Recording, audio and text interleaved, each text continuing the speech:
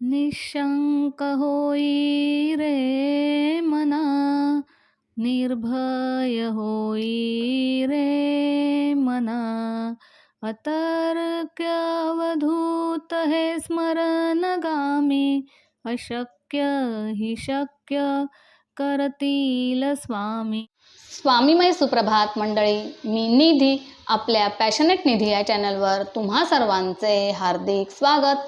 तर मंडळी, आता दिवाळी जवळ आलेली आहे, म्हणजे आता नेक्स्ट संडेलाच दिवाळी आहे. तर आज आहे फ्रायडे आणि ऑफिसवरून येता येता मी विचार केला की आपण जरा डोंबिवलीला उतरून काय काय छान छान शॉपिंग करूयात, म्हणजे लोकल शॉपिंग. तर डोंबिवलीमध्ये स्टेशनच्या आसपास भरपूर काही छान छान दिवाळीनिमित्त आलेलं असतं. तर सॅटर्डे संडे म्हणजे उद्या परवा मला ऑफिशियली सुट्टी आहे, तर त्याच्यामुळे बाहेर पडणं होत नाही आणि घरातसुद्धा बरीच कामं असतात. साफसफाई आहे, फराळ आहे आणि इतर डेकोरेटिव्ह ज्या वस्तू आहेत त्या काढून ठेवायच्या, कंदील काढून ठेवायचे, अशी बरीच कामं असतात. तर त्याच्यामुळे म्हटलं सॅटर्डे संडे मला कुठेही बाहेर पडायचं नाही आहे, पूर्णपणे घर आवरायचं आहे. तर त्याच्यामुळे मी आजच फ्रायडेला ऑफिसमधून डायरेक्ट डोंबिवलीला उतरले आणि छान अशी छोटी छोटी खरेदी केली आहे.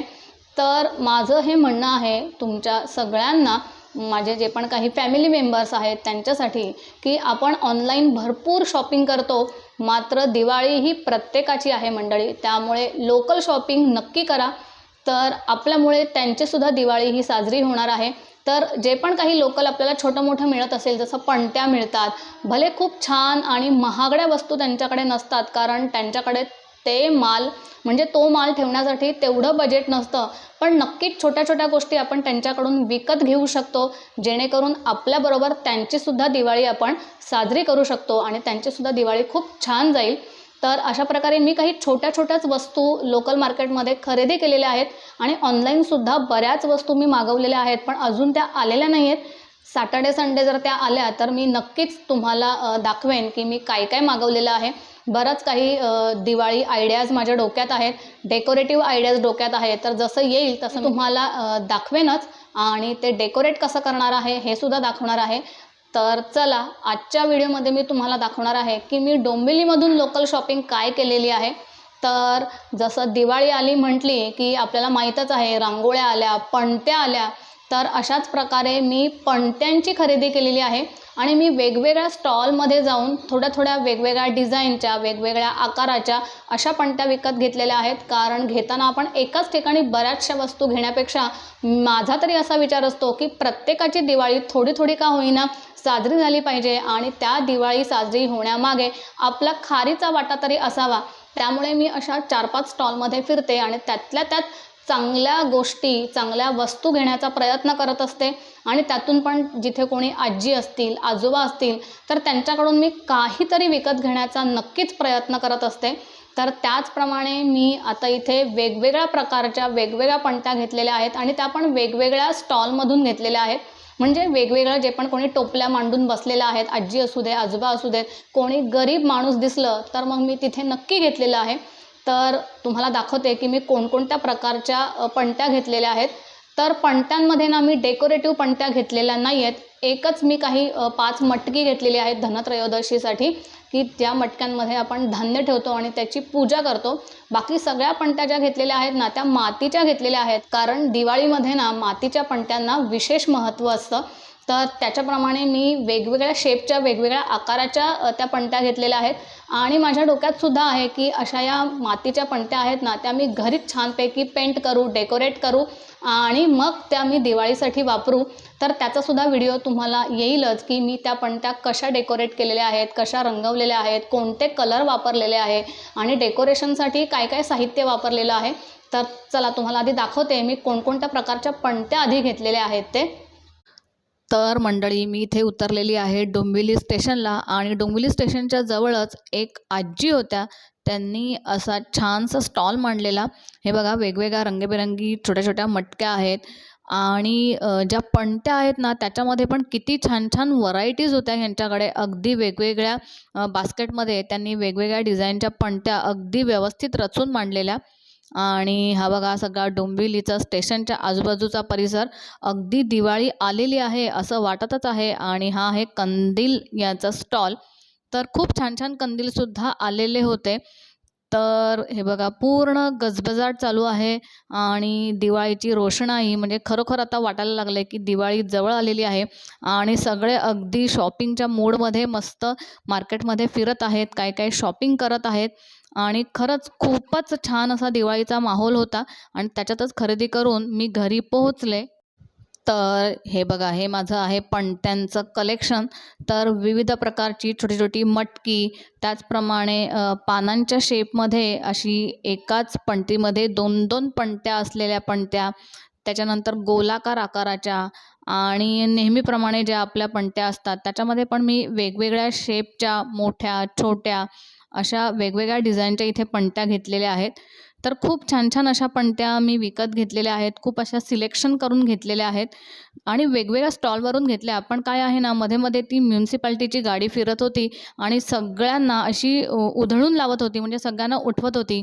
खरं तर आता प्रत्येकाची दिवाळी आलेली आहे आणि प्रत्येकजण जीव मुठीत धरून आपलं सामान घेऊन इकडे-तिकडे पळत होते आणि पुन्हा ते पुढे गेले, की पुन्हा आपला स्टॉल लावत होते आणि जे पण काही गिऱ्हाईक होतं ना, ते सुद्धा त्यांच्याकडूनच पुन्हा सगळे गोष्ट विकत घेत होते, ज्याप्रमाणे मी सुद्धा केलं. त्यामुळे फारसं काही शूट नाही करता आलं, कारण म्युन्सिपाल्टीची गाडी फिरत होती आणि सगळेजण टोपल्या घेऊन इकडे-तिकडे पळत होतं. पण खरंच ॲक्चुअल गव्हर्नमेंटने या गरिबांना कुठेतरी असं छान बिझनेस करण्यासाठी एक जागा व्यवस्थित दिली पाहिजे. तर अशा प्रकारे हे बघा रंगीबेरंगी मी मटकीसुद्धा घेतलेली आहेत. तर मंडळी बघितलंत ना, की अशा प्रकारच्या पणत्या मी विकत घेतलेल्या आहेत. त्या डेकोरेट केल्यानंतर तुम्हाला मी नक्की दाखवेन, की मी त्या कशाप्रकारे डेकोरेट करते आहे. त्याच्यानंतर मी घेतलेले आहेत असे रांगोळीचे छोटे-छोटे साचे घेतलेले आहेत. जसं आता हा पहिला साचा आहे गोपद्मांचा. तर तुम्हाला दिसत असेल, ही आहेत गोपद्म.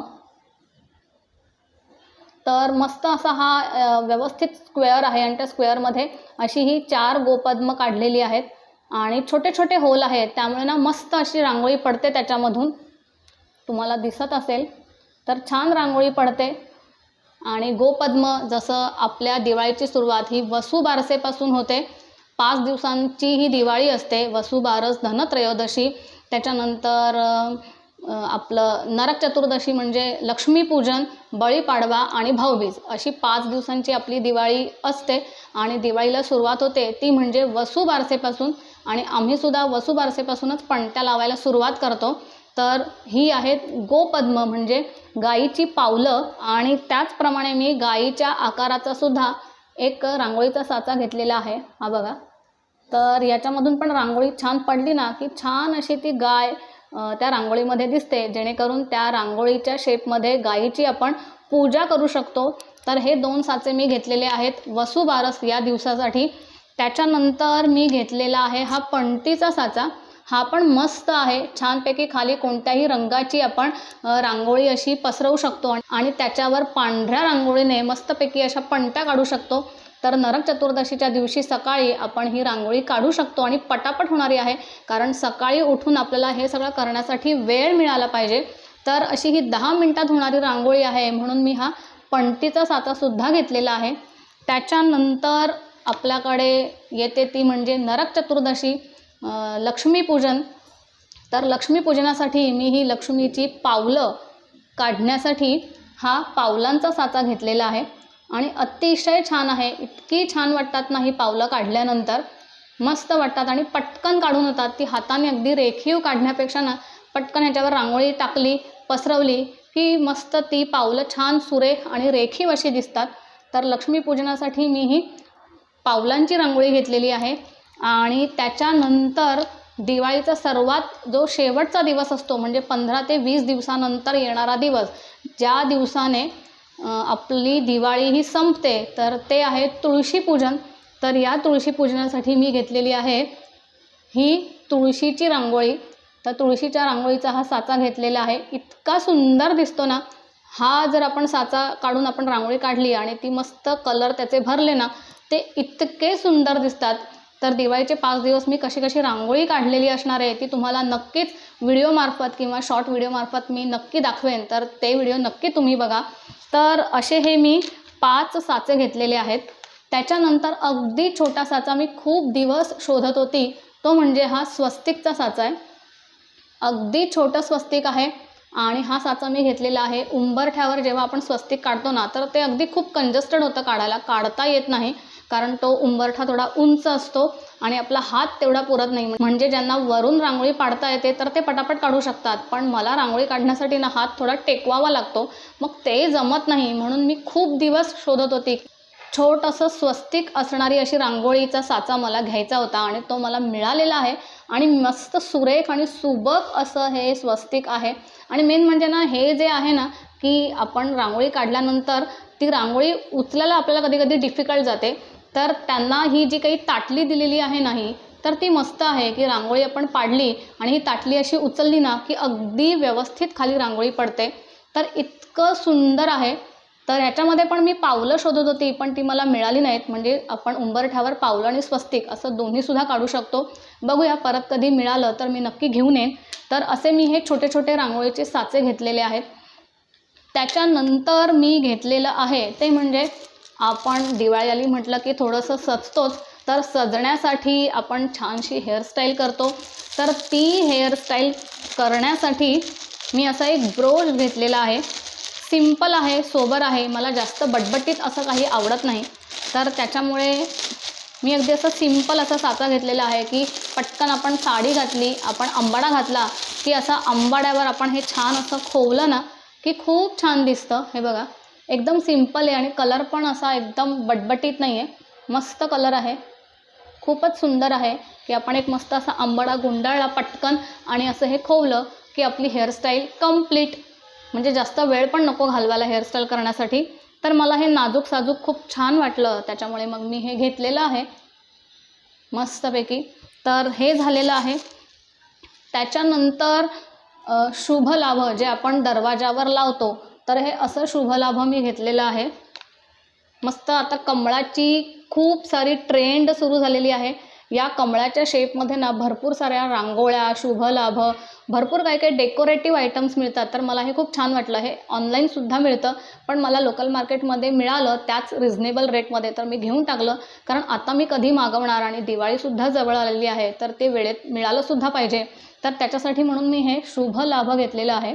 तर कॅमेरा फ्रंट आहे त्याच्यामुळे उलटं दिसत असेल तुम्हाला.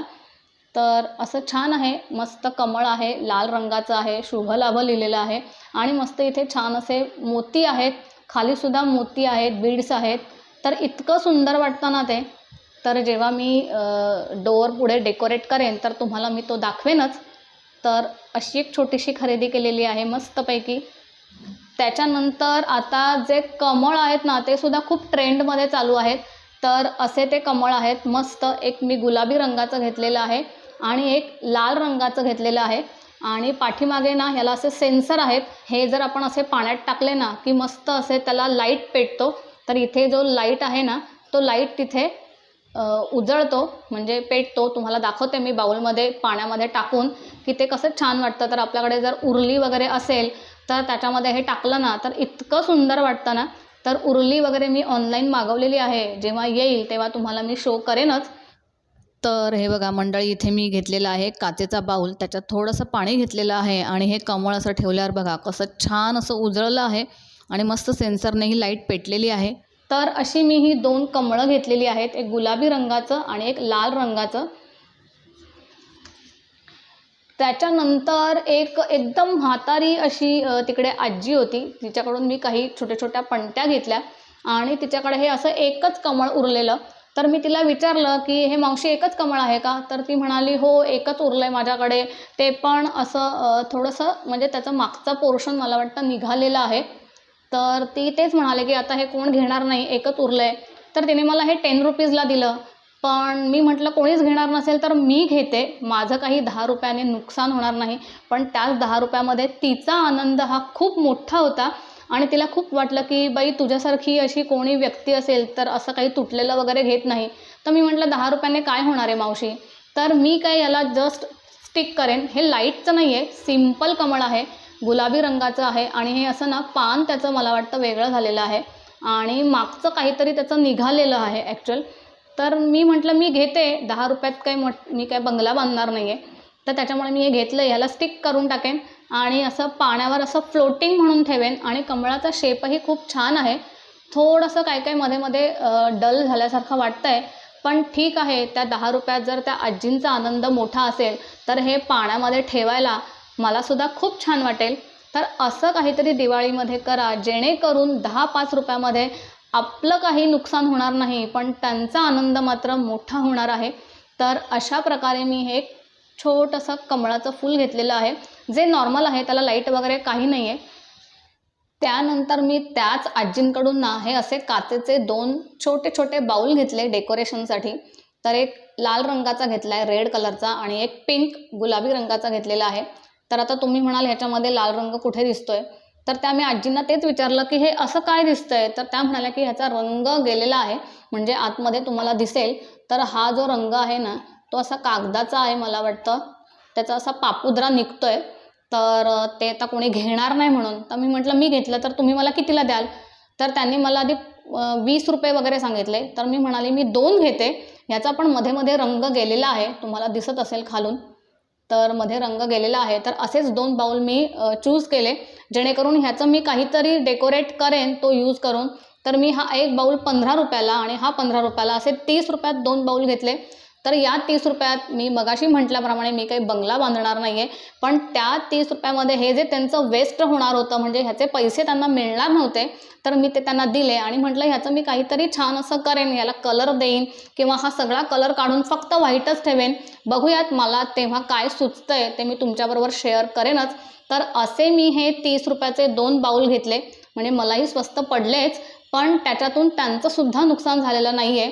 कारण ह्याचं जे पण काही ॲक्च्युअल कॉस्ट आहे ती त्यांना कदाचित मिळालेली असणार आहे आणि ते बघून त्या तर खुशच झाल्या. त्यांची तर तिथेच दिवाळी सुरू झाली आणि मला पण थोडंसं समाधान की कोणाची तरी दिवाळी मी छान करू शकते. तर अशा प्रकारे अशी मी छोटीशी ही शॉपिंग केलेली आहे. ही लोकल शॉपिंग आहे. ऑनलाईन पण मी बऱ्याच काही गोष्टी मागवलेल्या आहेत.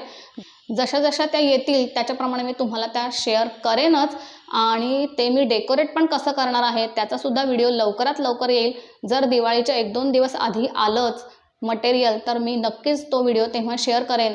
पण जर दिवाळीच्याच दिवशी आलं तर तो व्हिडिओ मी थोडा लेट पोस्ट करेन.